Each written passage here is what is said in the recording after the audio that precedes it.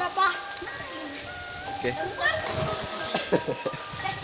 Sekarang kita akan ke kolam yang ada air terjunnya. Kolam nomor 2. Terjun. Oke, ready? Mana? Hah?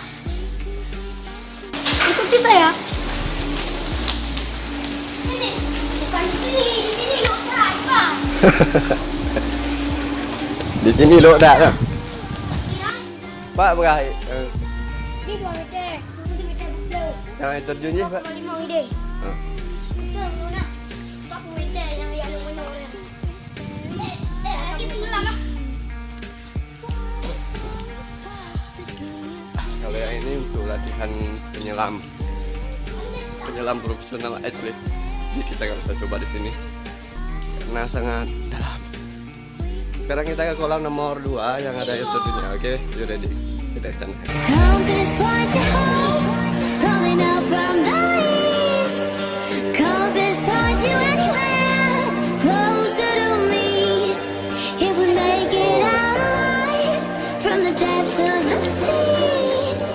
Compass point you anywhere, closer to me. Where you are, I will be. Miles high in the deep.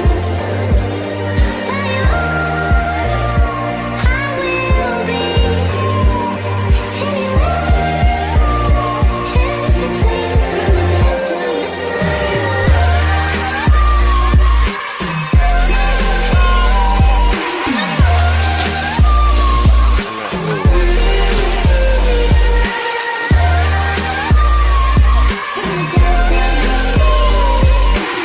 Sekarang kita akan naik kolam anak kecil.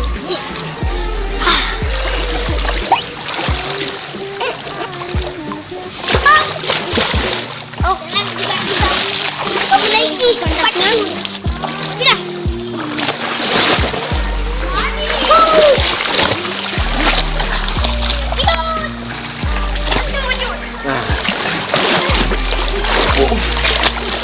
Ini kolam untuk anak-anak sebenarnya.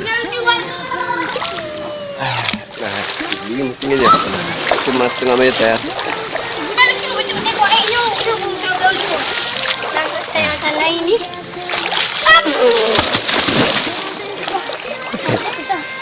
Yang naik seperti ini.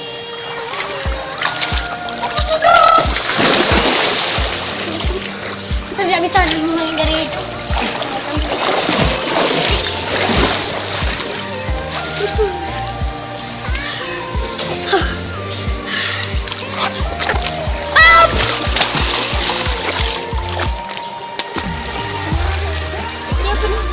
Kalau gitu, aku juga akan coba naik dari bawah ke atas.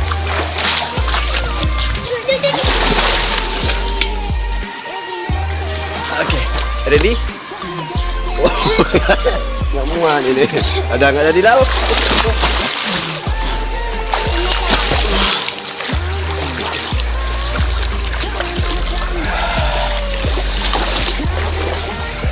Sana lagi yuk. Yuk, saya akan saya akan balik. Our favorite songs. We can stay up all night. Yeah, we'll show the